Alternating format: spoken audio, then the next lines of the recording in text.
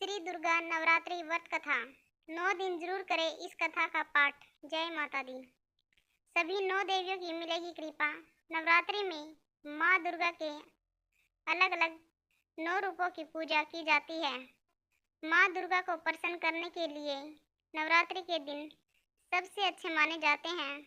इन दिनों जो भक्त सच्चे मन से माँ दुर्गा के सभी रूपों की पूजा करता है, उसकी सभी इच्छाएं माता दुर्गा पूरी करती है।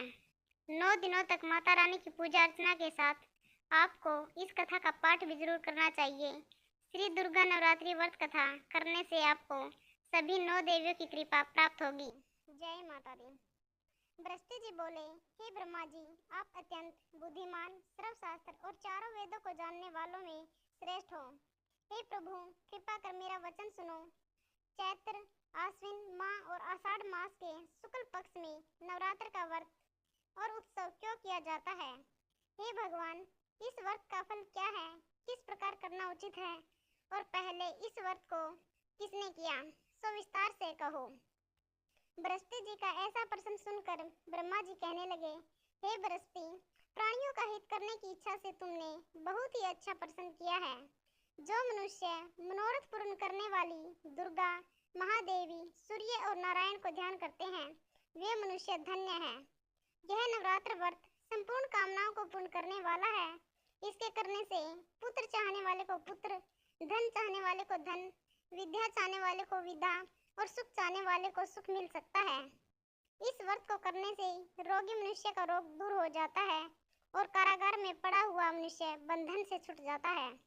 मनुष्य की तमाम विपत्तियां दूर हो जाती है और उसके घर में संपूर्ण संपत्ति आकर उपस्थित हो जाती है।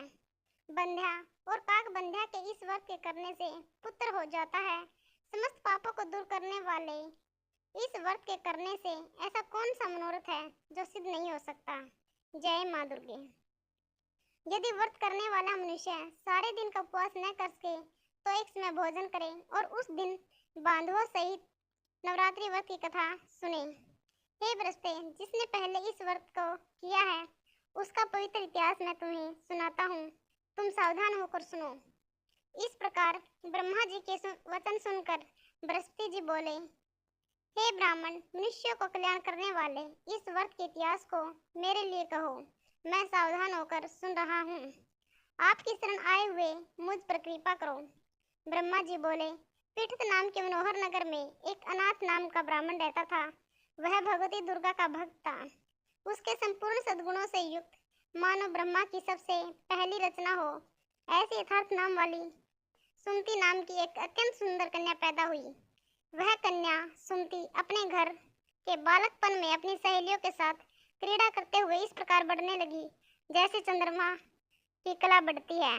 उसका पिता प्रतिदिन दुर्गा की पूजा और होम किया करता था।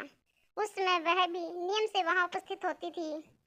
एक दिन वह सुमति अपनी सखियों के साथ खेलने लग गई और भगवती की पूजन में उपस्थित नहीं हुई। उसके पिता को पुत्री की ऐसी असावधानी देखकर क्रोध आया और पुत्री से कहने लगा, हे दुष्ट पुत्री, आज प्रभात से तुमने भगवती का पूजन नहीं किया। किसी कुष्ठी और दरिद्र मनुष्य के साथ तेरा विवाह करूंगा। इस प्रकार कुपित पिता के वचन सुनकर सुमति को बड़ा दुख हुआ और पिता से कहने लगी, हे पिताजी, मैं आपकी कन्या हूँ, मैं आपके सब तरह से अधीन हूँ। जैसी आपकी इच्छा हो मेरा विवाह कर सकते हो। होगा वही जो मेरे भाग्य में लिखा है। मेरा तो इस पर पूर्ण विश्वास है। जय माँ दुर्गा। मनुष्य न जाने कितने मनोरथों का चिंतन करता है, पर होता वही है जो भाग्य में विधाता ने लिखा है। जो जैसा करता है उसको फल भी उस कर्म के अनुसार ही मिलता है, क्योंकि कर्म करना मनुष्य के अधीन है पर फल देव के अधीन है। जैसे अग्नि में पड़े हुए तृण आदि उसको अधिक प्रदीप्त कर देते हैं, उसी तरह अपनी कन्या के ऐसे निर्भयता से कहे हुए वचन सुनकर उस ब्राह्मण को अधिक क्रोध आया। तब उसने अपनी कन्या का एक कुष्ठी के साथ विवाह कर दिया और अत्यंत क्रुद्ध होकर पुत्री से कहने लगा कि जाओ जाओ, जल्दी जाओ और अपने कर्म का फल भोगो। देखे केवल भाग्य भरोसे रहकर क्या करती है। जय माँ दुर्गा। इस प्रकार से कहे पिता की कटुवचनों को सुनकर सुमति अपने मन में विचार करने लगी कि हो, मेरा बड़ा दुर्भाग्य है जिससे मुझे ऐसा पति मिला। इस तरह अपने दुख का विचार करती हुई वह सुमति अपने पति के साथ वन चली गई और भयानक वन में कुर्सा युक्त उस स्थान पर उन्होंने वह रात बड़े कष्ट से गुजारी। उस गरीब बालिका की ऐसी दशा देखकर भगवती पूर्व पुण्य के प्रभाव से प्रकट होकर सुमति से कहने लगी कि हे ब्राह्मणी, मैं तुम पर प्रसन्न हूँ। तुम जो चाहो वरदान मांग सकती हो। मैं प्रसन्न होने पर मन वांछित फल देने वाली हूँ। इस प्रकार भगवती दुर्गा का वचन सुनकर ब्राह्मणी कहने लगी कि आप कौन हैं जो मुझ पर इतनी प्रसन्न हुई है। यह सब मेरे लिए कहा और अपनी कृपा दृष्टि से मुझ दासी को कृतार्थ करो। ऐसा ब्राह्मणी का वचन सुनकर देवी कहने लगी कि मैं आदि शक्ति हूँ और मैं ही ब्रह्मा विद्या और सरस्वती हूँ। मैं प्रसन्न होने पर प्राणियों को दुख दूर कर उसको सुख प्रदान करती हूँ। हे ब्राह्मणी, मैं तुम पर तेरे पूर्व जन्म के पुण्य के प्रभाव से प्रसन्न हूँ। जय माँ दुर्गा। तुम्हारे पूर्व जन्म का वृतांत सुनाती हूँ, सुनो। तू पूर्व जन्म में भील की स्त्री थी और अति पतिव्रता थी। एक दिन तेरे पति निषाद ने चोरी की और चोरी करने के कारण तुम दोनों को सिपाहियों ने पकड़ लिया और ले जाकर जेल खाने में कैद कर दिया। उन लोगों ने तेरे को और तेरे पति को भोजन भी नहीं दिया। इस प्रकार नवरात्र के दिनों में तुमने न तो कुछ खाया और न ही जल पिया। इसलिए 9 दिन तक नवरात्र का व्रत हो गया। हे ब्राह्मणी, उन दिनों में जो व्रत हुआ उस व्रत के प्रभाव से प्रसन्न होकर तुम्हें मनोवांछित वस्तु दे रही हूँ। तुम्हारी जो इच्छा हो सो मांगो। इस प्रकार दुर्गा के कहे वचन सुनकर ब्राह्मणी बोली कि अगर आप मुझ पर प्रसन्न हैं तो हे दुर्गे, आपको प्रणाम करती हूँ। कृपा करके मेरे पति के कोढ़ को दूर करो। देवी कहने लगी कि उन दिनों में जो तुमने व्रत किया था उस व्रत के एक दिन का पुण्य अपने पति का कोढ़ दूर होने के लिए अर्पण करो। मेरे प्रभाव से तेरा पति कोढ़ से रहित और सोने के समान शरीर वाला हो जाएगा। ब्रह्मा जी बोले। इस प्रकार देवी का वचन सुनकर वह ब्राह्मणी बहुत प्रसन्न हुई और पति को निरोग करने की इच्छा से ठीक है ऐसा बोली। तब तक उसके पति का शरीर भगवती दुर्गा की कृपा से पुष्टहीन होकर अति कांति युक्त हो गया। जिसकी कांति के सामने चंद्रमा की कांति भी क्षीण हो जाती है, वह ब्राह्मणी पति की मनोहर देह को देखकर देवी को अति पराक्रमी वाली समझकर स्तुति करने लगी कि हे दुर्गे, आप दुर्गत को दूर करने वाली, तीनों जगत का संताप हरने वाली, समस्त दुखों को दूर करने वाली, रोगी मनुष्य को निरोग करने वाली, प्रसन्न होने पर मन वांछित वस्तु देने वाली और दुष्ट मनुष्य का नाश करने वाली हो। तुम ही सारे जगत की माता और पिता हो। हे अम्बे, मुझ अपराध रहित अबला की मेरे पिता ने कुष्ठ के साथ विवाह कर दिया और मुझे घर से निकाल दिया। उसकी निकाली हुई मैं पृथ्वी पर घूमने लगी और आपने ही मेरा इस आपत्ति रूपी समुद्र से उद्धार किया है। हे देवी, मैं आपको प्रणाम करती हूँ। मुझ दिन की रक्षा करो। जय माँ दुर्गे। ब्रह्मा जी बोले कि हे बृहस्पति, इस प्रकार उस सुमति ने मन से देवी की बहुत स्तुति की। उससे की हुई स्तुति सुनकर देवी को बहुत संतोष हुआ और ब्राह्मणी से कहने लगी, हे ब्राह्मणी, तुम्हारे उदयन नाम का एक अति बुद्धिमान, धनवान, कीर्तिवान और जितेंद्रिय पुत्र शीघ्र ही होगा। ऐसा कहकर वह देवी उस ब्राह्मणी से फिर से कहने लगी, हे ब्राह्मणी, और जो कुछ तेरी इच्छा हो वही मनोवांछित वस्तु तुम मांग सकती हो। ऐसा भगवती दुर्गा का वचन सुनकर सुमति बोली, हे भगवती दुर्गे, अगर आप मेरे पर प्रसन्न हो तो कृपा कर मुझे नवरात्रि की विधि बताइए। हे दयावती, जिस विधि से नवरात्र व्रत करने से आप प्रसन्न होती है उस विधि और उसके फल को मेरे लिए विस्तार से वर्णन करें।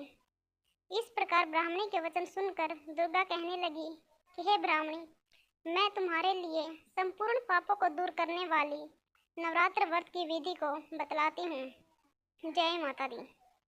जिसको सुनने से तमाम पापों से छुटकर मोक्ष की प्राप्ति होती है। आश्विन मास के शुक्ल पक्ष की प्रतिपदा से लेकर 9 दिन तक विधि पूर्वक व्रत करे। यदि दिन भर का व्रत न कर सके तो एक समय का भोजन करे।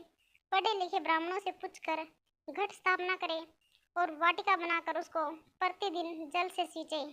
महाकाली, महालक्ष्मी और महासरस्वती की मूर्तियां बनाकर उसकी नित्य विधि सहित पूजा करे और पुष्पों से विधि पूर्वक अर्घ्य दे।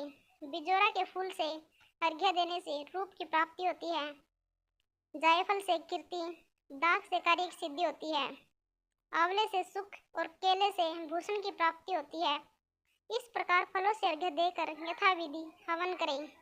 खांड, घी, गेहूं, शहद, जौ, तिल, बिंब, नारियल, दाख और कदम, इनसे हवन करें। गेहूं होम करने से लक्ष्मी की प्राप्ति होती है।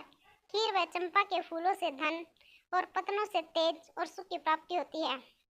आंवले से कीर्ति और केले से पुत्र हो। कमल से राज सम्मान और दुखों से सुख संपत्ति की प्राप्ति होती है।